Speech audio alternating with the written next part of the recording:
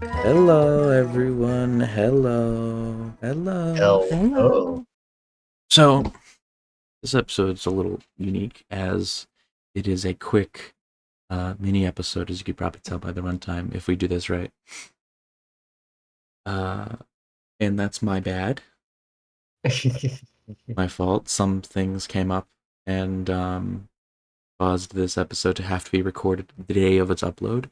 So, this is the most immediate upload, and we're gonna to encapsulate an opportunity. We're gonna talk about no current events, No current nothing. events. So even though this is the most close to release episode we record, we're not gonna talk about anything relevant. So it won't even matter. Well, uh, I'd argue like BG3 is always relevant. True. I do want to talk about Baldur's Gate so bad, but I want to talk first about how'd your weekend go, Jade? How was your weekend from the last time? Uh, I guess a weekend, just week in general, because we haven't recorded in a week. So Oh, it's been kind of all over the place. yeah, My roommate has left and has also let me know they've arrived safely at their destination. that's nice. That's good. I forgot to mute my fucking phone again. Oh wow! Thank you, Google Assistant, for letting me know that's my boyfriend's birthday in a week. Thank you. It's like I didn't. If I didn't know that, I feel like I'd be kind of a bad partner. Um, I guess yeah, good for your roommate though. Traveling always makes me scared because I'm always like nervous that I'm gonna fucking forget something and everything becomes a nightmare because I'm a fucking jackass. Like I was even like just going to like my dad's house, I get nervous that I leave something there, even though it's like a 5 minute drive. I can just I'm like, oh no, but then I want to have it for the night. I'm rambling to no one right now. Well, just me. Yeah, you don't care though. This is a boring topic. Um, it's a boring topic. I had a weekend. It was a weekend. A good highlight though. David came down. The Yeah, aforementioned you got your boyfriend. snuggle puddles. Yes, we cuddled up. We watched a bunch of. We watched into this across the Spider Verse for the first time. That's the second Spider Verse movie. Didn't know it was a part one, and got very angry at the end when it was like to be continued. I was like gonna throw my remote at the TV. It was like it was really good. It was really good. Um, I I liked it a lot. You know anything about the Spider Verse movies? No, no. Yeah, yeah, they're really good. They're accessible to people who don't really even care about general superhero stuff too. So I mean, like I recommend them giving a go watch. They're also like really beautifully animated. The opening sequence of Across the Spider Verse is probably one of my favorite animated sequences in any film. It's really colorful and vibrant and pretty, and I could tell that someone died while animating it. Wow. Like some real like Egyptian pharaohs whipping the like slaves making the pyramid shit. uh, well, yeah, the trip was great. Uh, but here we are now. The entire time I was away from my computer this weekend, I wanted nothing to do more than to just play Baldur's Gate because Jade infected me with the fucking Baldur's Gate mind virus. The D&D mind virus in general, though, like it's just Baldur's Gate 3 is every game that I've wanted, like everything I've wanted a game to be for so long now. You know, like I've wanted a game for months that was just like I can completely make a character that has like such a genuine like impact on every decision. where it doesn't just feel like I'm being railroaded down its story. Now, that's not an issue to be set down a story. I think linear stories have their merits. It's just when every game brags about being so like open ended in its decisions, and then most of it boils down to you're going to do everything exactly the same, no matter what your play style is. And it's like Fallout, right? Yeah. Fallout kind of does hit a lot of the same beats over and over. And I will admit that in Baldur's Gate, the major story beats are kind of always there, but you always feel like your decisions within those story beats do make a very big difference. You'll see, especially once you get to like Act 3 Mm-hmm. and you realize there's 6 million ways to do so many things. I That's mean, remember exciting. when you asked me how many endings? And there was like 1700 or some shit. Said they were like, there's 17,000 variations on the end. What the fuck are you talking about? I mean, yeah, like Fallout, uh, it has that habit of just every single like story beat being the same with like four at most alterations. Where Baldur's Gate is like, yeah, it has this. Like you said, it has like every single story beat is going like these story beats are always going to be hit every single playthrough, but how you get there and what you do with them changes because it is Yeah, still a game that has a story that is written out. It has to get through it, but like how you tell your own story of that character is different every playthrough. The only game I've played that is like that, and it's not trying to be like Baldur's Gate because it's not D&D, is Disco Elysium. yeah. Disco Elysium is a whole different, you know, Yeah, can of a worms. whole different sport. Yeah, but You like know? it still has that like what I want, where it's my decisions greatly impact everything in a genuine, like authentic. This is an actual. I feel like I actually have an effect on the world around me. Right? There's really nothing in Disco Elysium that leaves me like, well, no. There's like a thing that I could have done here that is blatant that I just didn't do that I could have done. We're in like a Fallout game. I'll be like, oh, why didn't I just do this? Like that seems like a perfectly acceptable solution to the problem. Where in Baldur's Gate and Disco Elysium is like, yeah, you can just do that, and that's like an acceptable situation, like a solution. You know what I mean? Yeah, Yeah.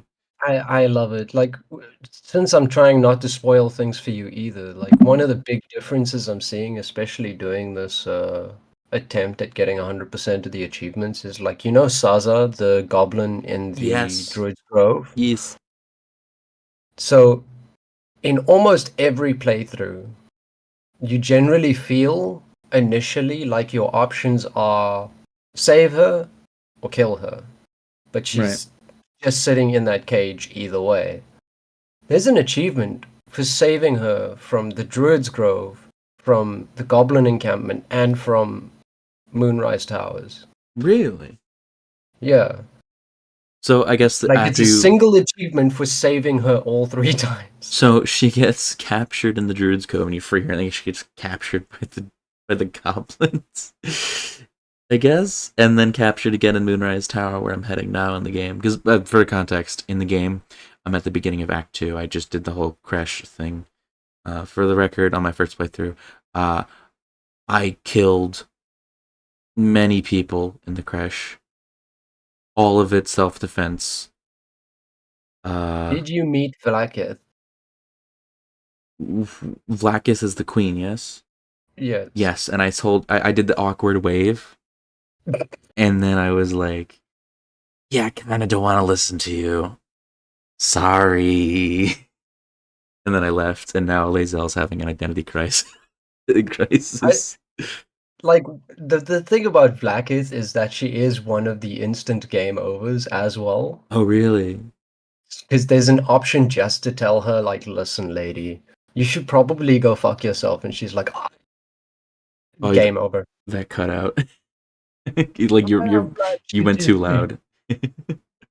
Yeah, but yeah, she's just like the instant game over. I kind of figured going through that dialogue. I was like, this seems like a thing that'll kill me.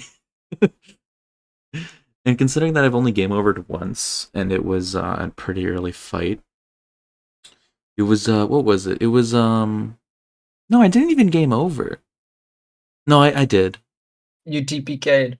When was that? I forget because the two I'm remembering both are me fucking up and reloading a save because I made a bad decision. Like when I stole the corpse's loot in front of all their friends, I was there for and when that. I That was accidentally good. killed Gale because I didn't know how to uncancel the lightning spell. The Those are the only two times. moonbeam. Those are the only two times I remember resetting like to an old save. But like I forget when I got my TPK. When was that? I think Oh, that was just like an early I was fight. fighting. It was like the third fight I did, and I kept fucking. It was like the one right after you land, right? And you fight the brains, and I kept fucking that fight up where you're just with Shadowheart and your main character. That fight, I kept fucking that one up. That's what it was. Right before you meet Asterion. Yeah. Yeah. So that's the only time I The ever TPK'd.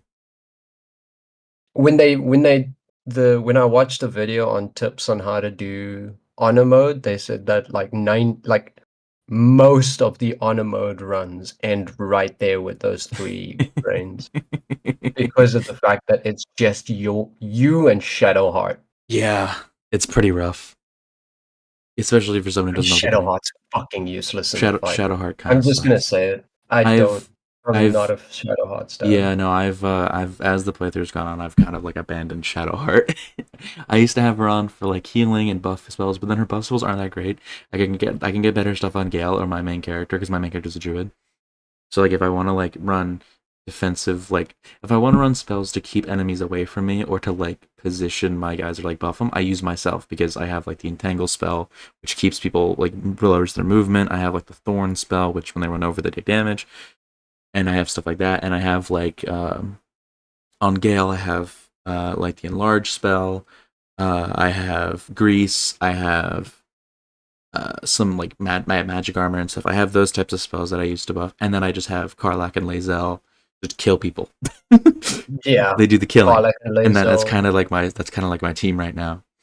the two Mac trucks of the If team. if I want to change anyone out, I might change Lae'zel out for like Will, or like what Lae'zel out for Asterion. I don't think I'm going to. Maybe if I want to like use Astarion more often, which I might when I get to Act 3, because I think that's when you get to Baldur's Gate, and I'm assuming that's when he has his interactions with his vampire pimp.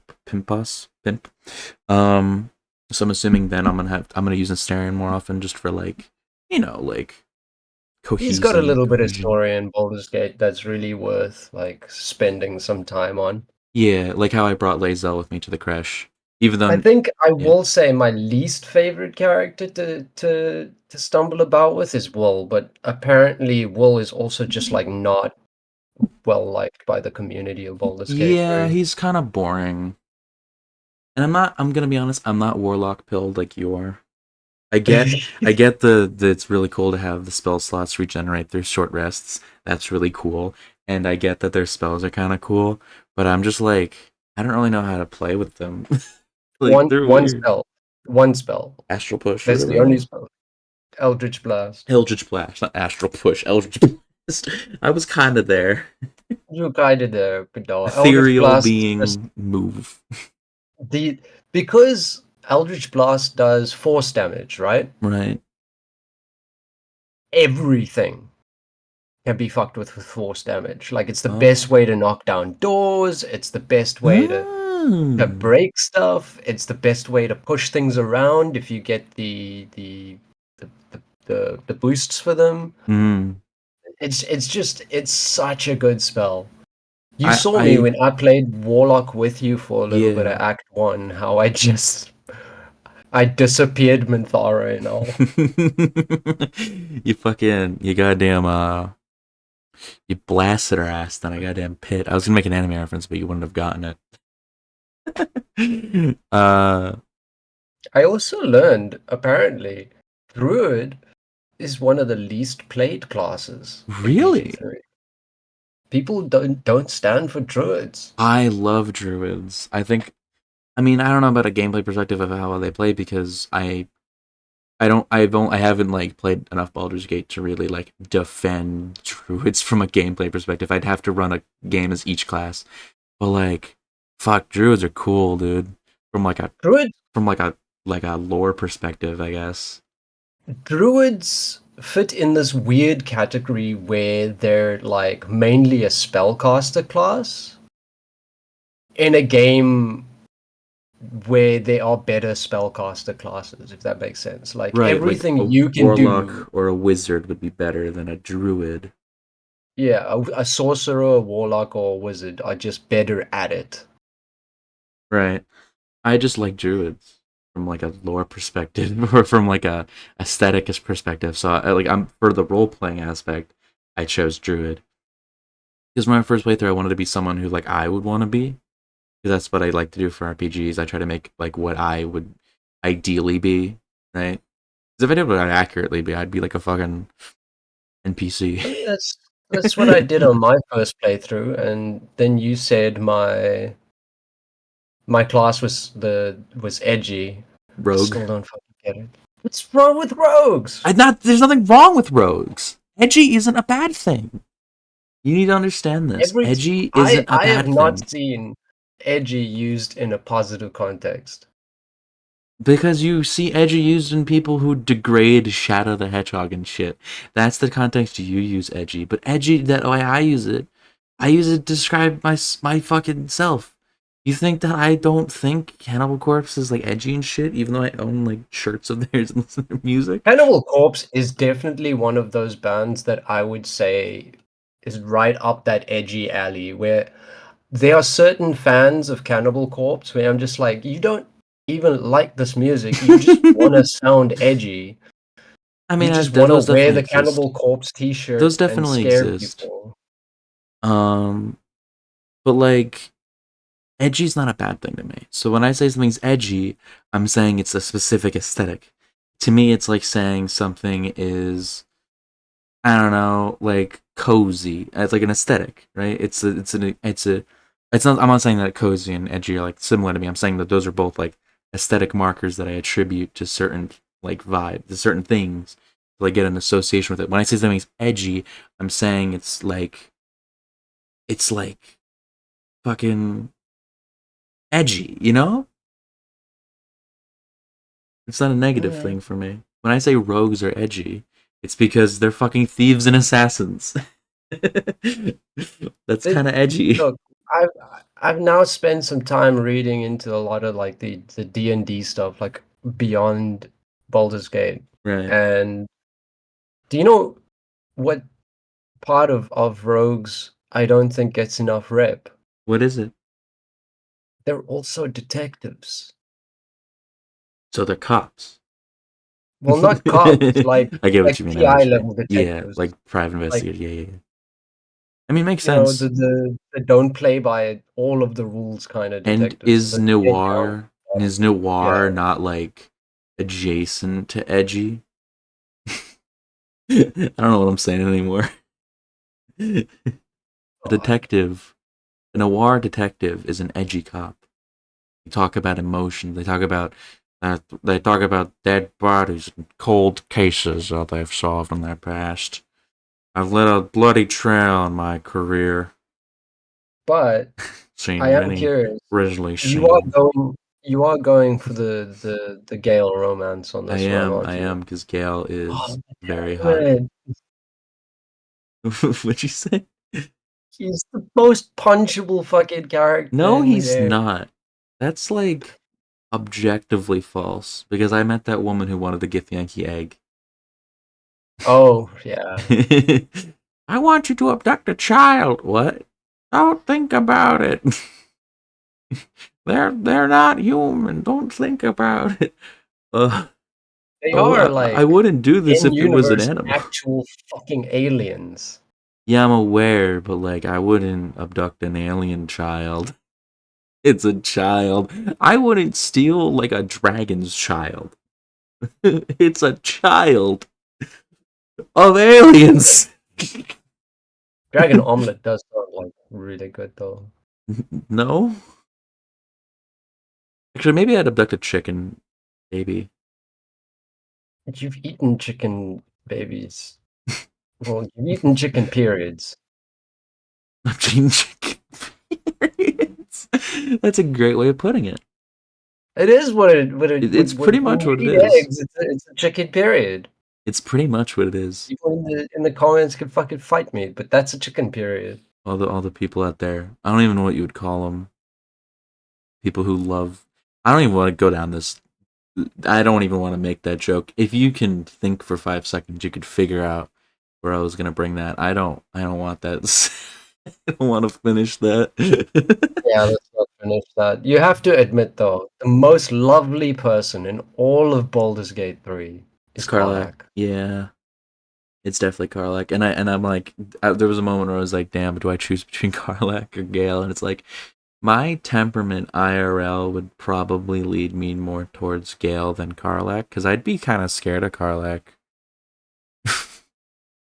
She's a little too like I feel like if she hugged me, she'd break my back, you know. And like I I love like it. that. I love that. Um, I'm I should send you scared. that video where uh, Karlach's voice actor and Neil Newbon, the guy who does Astarion, they play D&D at Oh, an event. nice. I think you showed me a clip of it, partially. Yeah, I showed you a clip. And then I showed you the clip of Astarion explaining to Karlach how to flirt. Such a good clip. That's nice.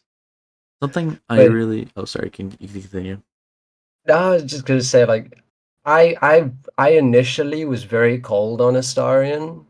I barely interacted with his character. And then once I started seeing more of like Neil Newbon, it's just how can you not love both him and Astarion? I got a note. Astarion was one of the characters I initially loved the most when I picked up Baldur's Gate for the first time because he's exactly the kind of character that I love to watch in something who is just a piece of shit and he's fruity as hell. I love that.